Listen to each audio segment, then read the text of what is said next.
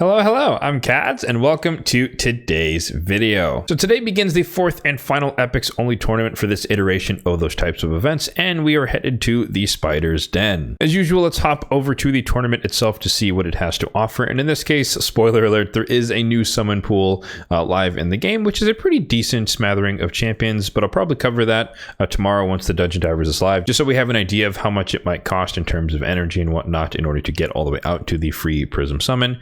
But in this case, we have a pretty standard Spider's Den tournament, Epics only being the restriction, and we have the 2750 milestone here at the top, featuring one free summon in the summon pool. So in this case, once again, there is no void shard here at the top, but there is a chance to get yourself some 6-star epic relentless gear in case your group is relatively easy to compete in. In my case, I am in second place, so I could probably compete a little bit for the top spot. He looks like he probably just got out to the 2750 and kind of stopped, so we'll see how that progresses over the next few days. And if you're wondering how on earth I already have 1,000 points in this, it's because my clan shop energy, I had it saved up. I was planning to use it for champion training initially, the champion training event, but I ended up just kind of using the bulk of the CVC energy I got from the PR rewards, and so I didn't actually have to use my clan shop energy, but it would have expired at the end of tonight, at least at the time of this recording, so I had to use it on something, and I figured might as well throw it into the Spider's Epic Only Tournament. So speaking of running the dungeon, let's hop over there and talk about the best stages to do. Now, I must say, for probably the most endgame of players, it is definitely possible to do hard mode stages.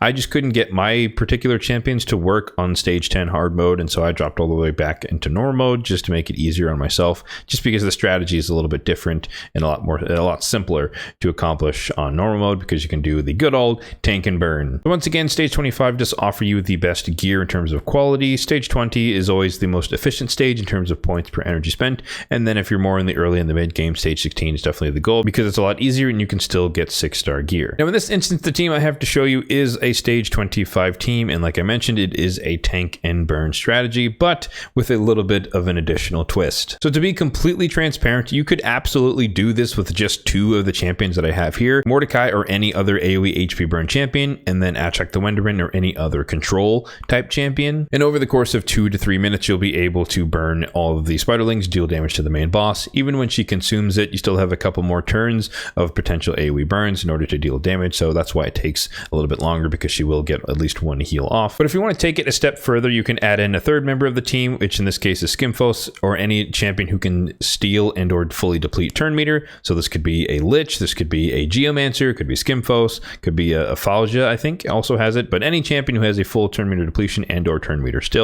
steal can work in that role, and thus it just prevents the main spider from taking turns while maintaining the burn and the control on the spiderlings without affecting their turn meter. The rest of the slots could obviously just be food, but for me, I just tend to prefer speed or like time efficiency over energy efficiency, so I added in a couple of DPSs just to make it a little bit more interesting. So we have Ruella in there to be our debuffer on the main spider. Note, she is negative affinity, so there's still a chance that she might weak hit and not actually land any of her debuffs, but when she does actually land her abilities, she has one of the most reliable combinations of decreased defense, weaken, and decreased speed, so that's enough in most cases to empower Whisper to do what she does best. And Whisper here is one of the primary DPSs on the squad, and again, her kit is being enabled by the debuffer in Ruella. So with all of this combined, we actually bring the run down to around a minute with good RNG, and it could be as slow as maybe 90 seconds or close to 2 minutes if we get some bad RNG with Ruella. So let's go ahead and see this team in action. As I kind of mentioned, it's fairly straightforward. This is pretty much just a tank and burn strategy,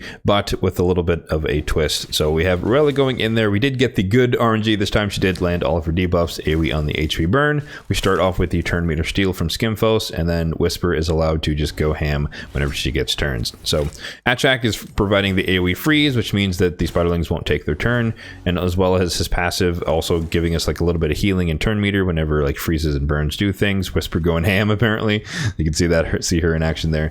But yeah, it's a tank and burn strategy with a little bit of a twist. Again, just adding in a couple of DPS champions instead of food in order to speed it up, as compared to trying to be more energy efficient by training up some epics as food and stuff like that. So that's just my personal preference, not a necessarily recommendation one way or the other. You can decide for yourself, but most certainly you do not need a Whisper or Ruella on this composition. You just need a way to survive the spiderlings as well as a way to place AoE HP burn, and we'll talk a bit about some of the champions, the epics, who can take care of that as well. So there we go, just about a minute or so. One more burn should do the trick. There we go. So just over a minute. That's usually where this ends for, like I said, a good run. A bad run somewhere around 90 seconds or closer to 2 minutes, depending on RNG. And really quickly, in terms of the presets, there's nothing amazing going on right now. Whisper is just allowing her to do her abilities. We don't use the AoE turn meter drop on Mordecai because, again, we don't want to reduce the turn meter of the Spiderlings, even though this also would technically reduce the turn meter of the big boss. So we would just want him to focus on the AoE HP burn.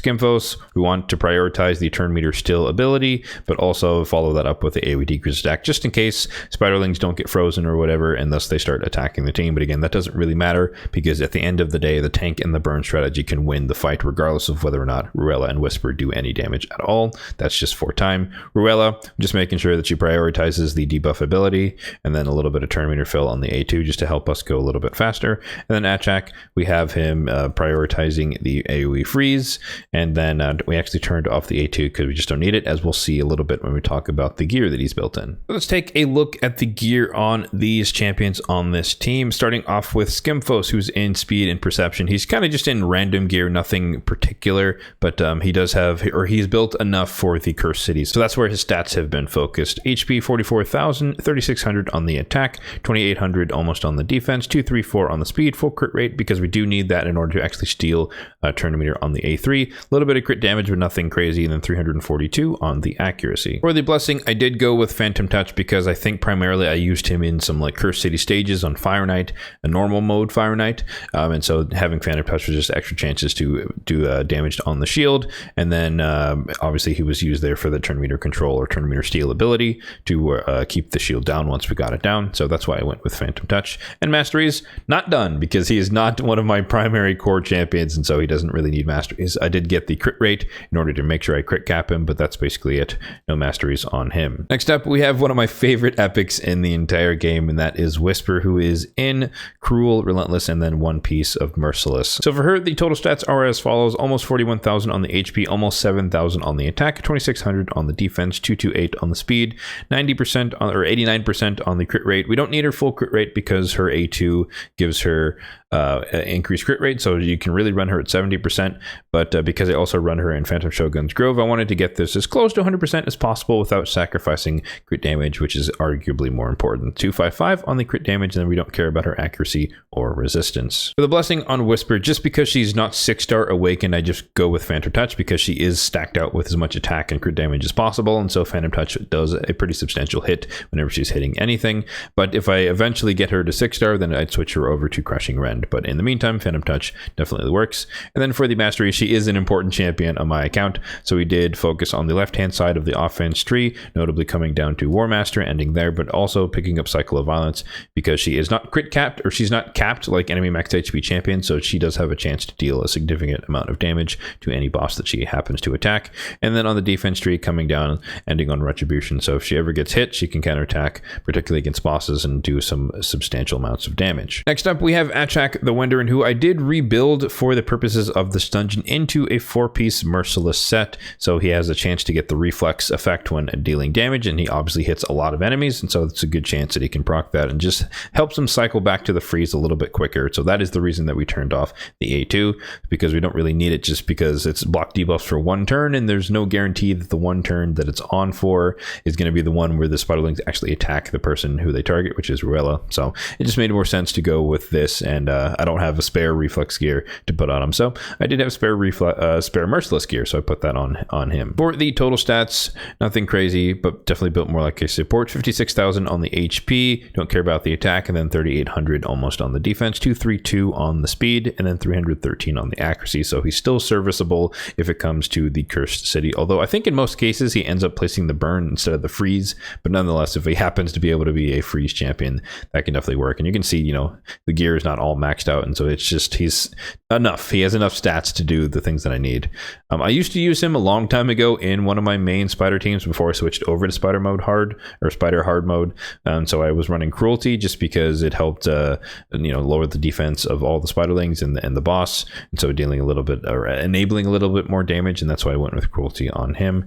And then the Mastery, as you can see here, I used to run him actually in a stun set, and so doubling down on the stun set and also the freeze just to have a backup in case a freeze got resisted, he can just potentially land the stun. But also this also boosts the chance of him landing the freeze on his A3, which I think is a 90% chance when booked, so this brings it up to 95, so it's not 100%, so there's still a 5% chance chance you just don't land anything, but you know, odds are that that's not going to be the case. So focusing on the defense tree, rushing all the way down to get Fearsome Presence, stopping on the way to get Harvest Despair, so we get the leeches in case there's an AoE damage dealer on any of those teams, and then picking up a little bit of the speed buff and debuff speed masteries on the support tree, ending with Lore Steel and Evil Eye as well, which is good again for normal mode Spider, decreasing the Spider's turn meter on the A1. Next up, we have Mordecai, who is in a reflex set and perception alongside it. His total stats are as follows: 46,000 on the HP, 3,000 on the defense, 238 on the speed, and then 366 on the accuracy. I still do use him as one of my main forms of damage against the Nether Spider, just because we're doing a kind of not the same amount of tank and burn, but a similar strategy of just kind of burning the spiderlings and waiting for the damage to kill the boss. For the blessing, I just went with Chainbreaker. It's nothing really amazing. I think at the time I picked this because of the stats, and I just haven't seen a reason to change it since. And so he's just been sitting with Chainbreaker, and it's probably not the best one. Probably could change it now that they've reworked a couple of the blessings, but nonetheless, it's been sitting that way for a while. And then for the masteries, pretty standard debuff for masteries, hogging the left-hand side of the offense tree, notably coming down and ending on War Master. And then on the support tree, coming down the right-hand side, the debuffer side, picking up Cycle of Magic, just because his A3 is on a 4-turn cooldown, hence why he's in reflex. Lore Steel as well as Master Hexer to extend the duration of the AoE HP burn. And lastly, we have Ruella, and she is just in perception and a bunch of unmatched gear. And honestly, it's really obvious. I guess you guys can tell when I don't actually use the champion anywhere, and they're just kind of in random pieces of gear just to kind of make a set work. But Ruella definitely falls into that camp. I don't really use her anywhere, which is a shame because she's a pretty awesome champion. But total stats here: 44,000 on the HP, almost 2,900 on the attack, really low on the defense, not even 1,600, 253 on the speed, so fairly quick, but her base speed is relatively high as well.